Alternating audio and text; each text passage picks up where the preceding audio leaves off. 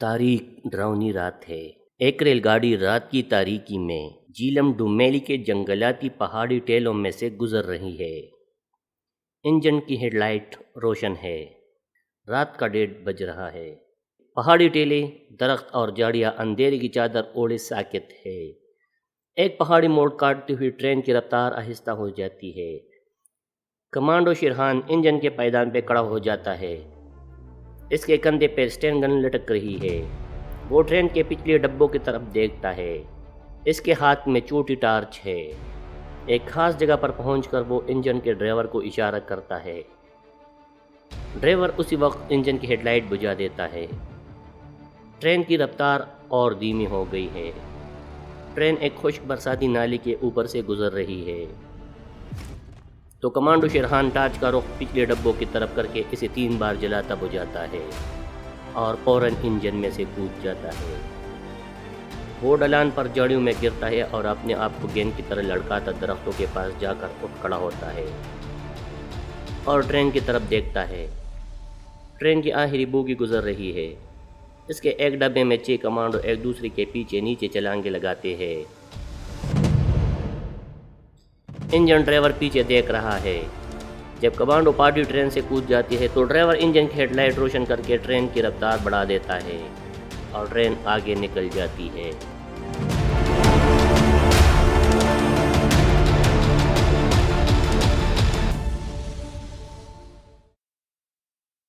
Commando Sher Khan ایک درخت کی آڑ لی اس طرف اندھیرے میں دیکھ رہا ہے جس طرف اس کی پارٹی کے کمانڈر ٹرین سے کودے تھے۔ وہ چھوٹی ٹارچ کو ایک بار روشن کرتا ہے۔ 6 کے 6 کمانڈو اندھیرے میں جھک کر چلتے اسٹین گنیں آگے کی اپنے پارٹی کمانڈر کمانڈو شیرخان کے پاس آ جاتے ہیں۔ شیرخان انہیں اپنے پیچھے آنے کا اشارہ کر کے آگے چلنے لگتا ہے۔ درختوں میں ایک جگہ پہنچ کر وہ پنجوں کے بل بیٹھ جاتا ہے۔ کمانڈو پارٹی کے مجاہد بھی بیٹھ جاتے ہیں۔ پارٹی کمانڈر کمانڈو شیرخان ان سے مخاطب ہو کر دھیمے مگر پرجوش آواز میں کہتا ہے، ہم اسلام اور اپنے وطن کے جان باز کمانڈو ہیں۔ تم کو معلوم ہے کہ دشمن ہمارے ملک میں اپنے دہشت گرد بیچ کر بموں کے دھماکے کرتا ہے اور بے گناہ عورتوں، بچوں، مردوں کو قتل کرتا ہے تاکہ پاکستان میں خوف و ہراس پھیلے، افراتفری پھیلے، لوگ اطمینان سے کاروبار نہ کر سکے اور ہمارا ملک ترقی نہ کر سکے۔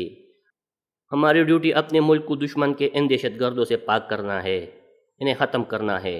ہمارا نعرہ ہے ملک سے دہشت گردی اور جرائم کا خاتمہ تاکہ لوگ یہاں آرام چین کی زندگی بسر کر سکے اور ہمارا ملک ترقی کرے۔ کمانڈو شیرخان ایک سیکنڈ کے لیے رک گیا۔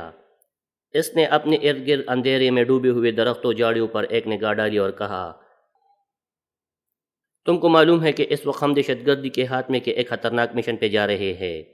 ہم کو رپورٹ ملی ہے کہ بھارت کے بھیجے ہوئے دہشت گردوں کی ایک پارٹی اس جنگل میں چھپی ہوئی ہے۔ ہم انہیں نیست و نابود کرنے جا رہے ہیں۔ ہو سکتا ہے کہ ہماری زندگی اس مشن میں کام آ جائے، لیکن ہمیں اس کی پرواہ نہیں۔ ہمیں اپنی زندگیاں اپنے ملک اور اللہ کے حوالے کر دی ہوئی ہے۔ زندہ رہے تو ٹھیک ہے، مر گئے تو خدا ہمیں شہادت کا رتبہ عطا کرے گا۔ کمانڈو شیرخان نے اندھیرے میں اپنی گھڑی کی چمکتی ہوئی سوئیوں کو ایک نظر دیکھ کر کہا، ابھی تھوڑی دیر میں چاند نکل آئے گا۔ اس کی روشنی بڑی پیکی ہوگی، لیکن ہمیں اس روشنی میں اپنا ٹارگٹ نظر آ جائے گا۔ تم سب کو ٹارگٹ معلوم ہے۔ اللہ کا نام لے کر چل پڑو۔ آپس میں بول چال بالکل بند۔ کانسی آئے، چینک آئے تو منہ میں کپڑا ٹونس کر اسے دبا دو۔ تم جانتے ہو تمہیں کیا کرنا ہے۔ 6 فٹ کا فاصلہ رکھ کر نصف دائرے میں single line advance. Sher Khan Sten gun کو پوزیشن میں لے کر آگے چلنے لگا۔ اس کے پیچھے کمانڈو پارٹی چل پڑی۔ انہوں نے ایک دوسرے کے درمیان 6 فٹ کا فاصلہ ڈال کر اپنے آپ کو نصف دائرے میں پھیلا لیا تھا اور اسٹین گنوں کا رخ آگے کی پارٹی کمانڈر کے پیچھے پیچھے چل رہے تھے۔ جنگل میں کچھ دور اندھیرے میں چلنے کے بعد مغرب کے جانب زرد چاند ایک ٹیلی کے عقب سے ابھرتا ہے۔ چاروں طرف اس کی دھندلی دھندلی پیک کی روشنی پھیل جاتی ہے۔ پیک کی چاندنی میں دور درختوں کے درمیان ایک مکان نظر آتا ہے۔ شیرخان رک کر اپنی پارٹی کمانڈر کو وہ مکان اشارے سے دکھاتا ہے اور اپنے بازو سے کراس کا نشان بناتا ہے۔ یہ اشارہ پا کر 3 کمانڈو ایک جانب اور 3 کمانڈو دوسری جانب سے جھک کر آگے بڑھتے ہیں۔ شیرخان پہلو کی جانب سے ہو کر ٹارگٹ کی طرف بڑھتا ہے۔ چیخے چیخے کمانڈو مجاہدوں نے اپنے کمانڈو چاقو نکال کر اپنے ہاتھ میں پکڑ لی ہے۔ انہیں کچھ فاصلے پر پی کی چاندنی میں 3 دہشت گرد اسٹین گنیں اٹھائے پہرا دیتے نظر آتے ہیں۔ وہ ایک دوسرے سے الگ الگ ہو کر اپنے خفیہ ٹھکانے یعنی درختوں کے درمیان جو ویران مکان کھڑا ہے اس کے گرد پہرا دے رہے ہیں۔ انہیں دیکھ کر 3 کمانڈو جھک کر چلتے مکان کے عقب کی طرف چلے جاتے ہیں۔ باقی کے 3 کمانڈو پہرا دیتے دہشت گردوں کی طرف بڑھتے ہیں۔ انہوں نے ایک دوسرے کو خفیہ اشارے سے بتا دیا ہے کہ کون کس دہشت گرد پر حملہ کرے گا۔ ایک دہشت گرد ہاتھ میں اسٹین گن لیے ایک درخت کے پیچھے کھڑا ہے۔ ہر طرف سناٹا چھایا ہوا ہے۔ دہشت گرد کے خفیہ ٹھکانے پر بھی گہری خاموشی چھائی ہوئی ہے۔ دہشت گرد 2-3 سیکنڈ درخت کے پاس کھڑا رہتا ہے، پھر آہستہ سے ٹہلنے لگتا ہے۔ ایک کمانڈو مجاہد اس کے عقب میں پہنچ چکا ہے اور ایک جاڑی کے اونٹ میں بیٹھا دہشت گرد کی نقل و حرکت کو نوٹ کر رہا ہے۔ دہشت گرد چند قدم چل کر رک جاتا ہے۔ اس کے قریب ہی ایک کٹا ہوا درخت پڑا ہے، وہ اس پر بیٹھ جاتا ہے۔ کمانڈو مجاہد کی آنکھیں دھندلی چاندنی میں دہشت گرد پر جمی ہوئی ہے۔ وہ آواز پیدا کی بغیر بھوکے شیر کی طرح دبے پاؤں 1-1 انچ آگے بڑھتا ہے۔ کھلا ہوا چاقو اس کے ہاتھ میں ہے، وہ جاڑیوں کے ساتھ جھکا ہوا ہے۔ دہشت گرد کو اپنی پیچھے آہٹ سی سنائی دیتی ہے۔ یہ اس دہشت گرد کی زندگی کی آخری آواز تھی جو اس کو سنائی دی تھی۔ جیسے ہی دہشت گرد نے پیچھے مڑ کر دیکھا، کمانڈو نے اس کی گردن اپنے بازو کے شکنجے میں جکڑی اور بجلی کی تیزی کے ساتھ چاقو گردن پر پیر کر اس کی شرک کاٹ دی اور اسے پرے پھینک دیا۔ باہر دہشت گرد کی گردن سے خون پوارے کی طرح نکلنے لگا اور وہ تڑپ کر وہی ٹنڈا ہو گیا۔ کمانڈو تیزی سے پیچھے اندھیرے میں غائب ہو گیا۔ 30-40 فٹ کے فاصلے پر دوسرا بھارتی دہشت گرد درختوں کے نیچے آہستہ آہستہ چل کر پہرا دے رہا تھا۔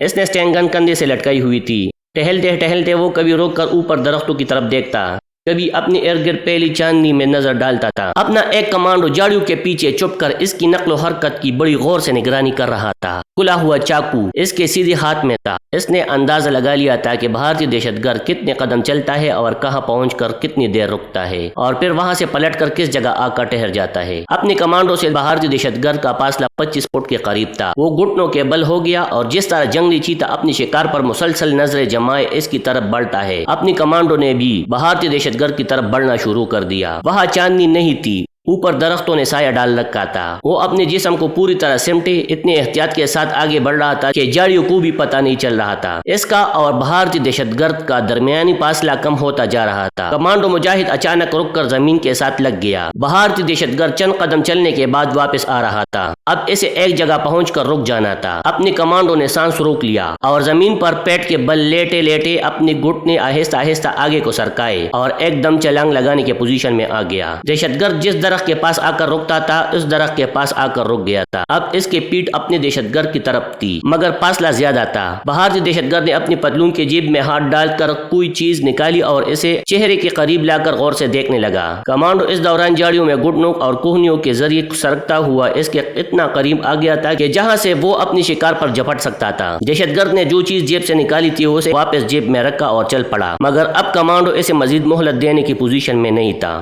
دہشت گرد کا بھی وقت پورا ہو چکا تھا۔ دوسری ہی لمحے ایک بجلی سی چمک جاتی ہے۔ کمانڈو نے اچل کر سب سے پہلے دہشت گرد کی گردن اپنے شکنجے میں جکڑ لی تاکہ وہ کوئی آواز پیدا نہ کر سکے اور سیدھے ہاتھ میں پکڑا ہوا چاقو سامنے سے اس کے دل میں اوپر تلے 4 مرتبہ گھوم دیا۔ 5 سیکنڈ تک کمانڈو نے دہشت گرد کو اسی طرح جکڑے رکھا۔ جب اس کا بدن ڈھیلا پڑ گیا تو اسے آہستہ سے زمین پر گرا دیا۔ یہ بھارتی دہشت گرد بھی اپنے عبرتناک انجام کو پہنچ چکا تھا۔ کمانڈو اس ایکشن کے بعد تیزی سے ایک طرف غائب ہو گیا۔ پہرا دینے والا تیسرا دہشت گرد جہاں آہستہ آہستہ ٹہل کر پہرا دے رہا تھا وہاں اندھیرا تھا۔ درختوں کی وجہ سے وہاں چاند کی پی کی روشنی بھی نہیں آ رہی تھی۔ یہ دہشت گرد سگریٹ پی رہا تھا اور کسی وقت گنگنانے لگتا تھا۔ اندھیرے میں اس کا سایہ حرکت کرتا برابر دکھائی دے رہا تھا۔ اپنی تیسری کمانڈو نے اس سائے پر نظر جمائی ہوئی تھی۔ اس کی آنکھوں کی پتلیاں اسی سائے کے ساتھ ساتھ حرکت کر رہی تھی۔ جس طرف دہشت گرد کا سایہ حرکت کر رہا تھا اس طرف اپنے کمانڈو کا سایہ بھی حرکت کر رہا تھا۔ دہشت گرد کا سایہ ساکت ہو جاتا تو کمانڈو کا سایہ بھی وہی ساکت ہو جاتا۔ اندھیرا کمانڈو کی مدد کر رہا تھا۔ اچانک دہشت گرد ایک جگہ رک کر سگریٹ پینے لگا۔ تاریکی میں اس کے سگریٹ کا آگ والا سرا چمک اٹھتا تھا۔ یہی کمانڈو کا ٹارگٹ تھا۔ دہشت گرد مکان کے دروازے کی طرف دیکھ رہا تھا۔ ادھر اپنے باقی کے کمانڈو گئے ہوئے تھے۔ شاید اس طرف سے دہشت گرد کو کوئی آہٹ سنائی دی تھی۔ تیسرا کمانڈو چوکنا ہو گیا۔ یہ بات خطرناک ثابت ہو سکتی تھی۔ اگر وہ کسی کو آواز دیتا تو ان کا آپریشن ناکام ہو سکتا تھا۔ کمانڈو پارٹی کو خاموشی اور رازداری سے دہشت گردوں کے سر پر پہنچ کر انہیں فرار ہونے سے پہلے ہلاک کرنا تھا۔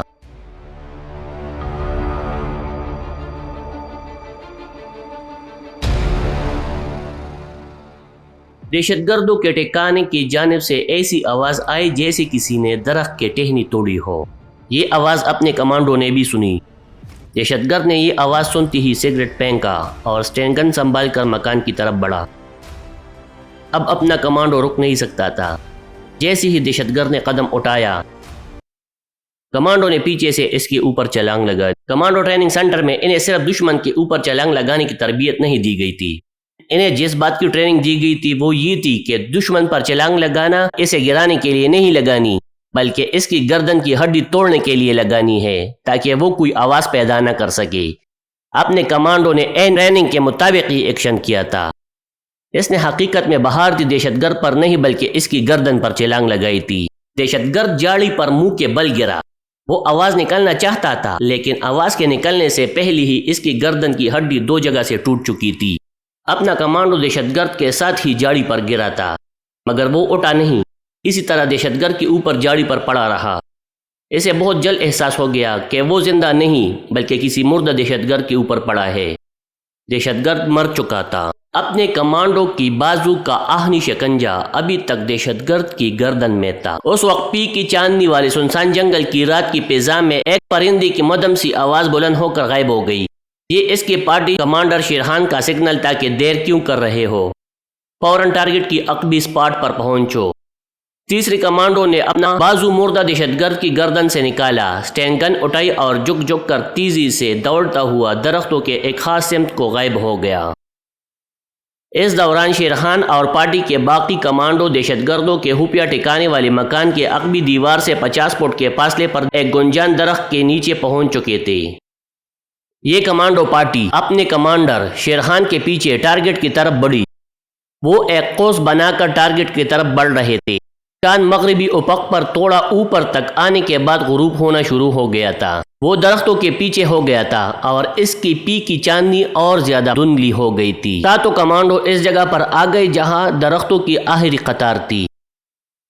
اس کے آگے تھوڑی سی کھلی جگہ تھی جہاں وہ کوارٹر نما شکستہ سا مکان تھا جس کے اندر ان کے اطلاع کے مطابق بھارتی دہشت گرد چھپے ہوئے تھے۔ جیسے ہی کمانڈر شیرخان آخری درخت کے قریب پہنچا، کوارٹر نما مکان کا دروازہ ہلکی سی آواز کے ساتھ کھلا اور ایک دہشت گرد باہر نکلا۔ شیرخان نے رک کر ہاتھ کا اشارہ کیا، باقی کمانڈو بھی وہی رک گئے۔ باہر نکلنے والا دہشت گرد جیسے ہی تھوڑا سا دروازہ کھول کر باہر آیا، اندر سے روشنی نظر آنے لگی۔ یہ بجلی کی نہیں بلکہ لاٹین کی روشنی تھی۔ دہشت گرد کے ہاتھ میں گلاس تھا۔ اس نے دروازہ بند کر دیا اور سامنے والی درختوں کی طرف منہ کر کے منہ سے سیٹی کی آواز نکالی۔ جب سیٹی کی آواز پر کوئی نہ آیا تو اس نے آہستہ سے آواز دی، گنگارام چائے لے جاؤ اوئے۔ وہ اپنے اس دہشت گرد ساتھی کو آواز دے رہا تھا جسے ہمارا ایک کمانڈو موت کی نیند سلا چکا تھا۔ جب گنگارام نے کوئی جواب نہ دیا تو مکان سے باہر نکلنے والے دہشت گرد نے ذرا بلند آواز سے دوسرے دہشت گرد کو آواز دی، اوئے رگھوناتھ، بشمبر داس، اوئے مر گئے ہو کیا؟ اس پر بھی جب گنگارام، رگھوناتھ اور بشمبر داس نے کوئی جواب نہ دیا تو اسے کچھ شک سا پڑ گیا۔ اس نے فوراً چائے کا گلاس ایک طرف پھینک کر اسٹین گن سنبھالی اور پوزیشن بنا کر درختوں کی طرف بڑھا۔ اس دہشت گرد سے پہلے نمٹنا ضروری ہو گیا تھا۔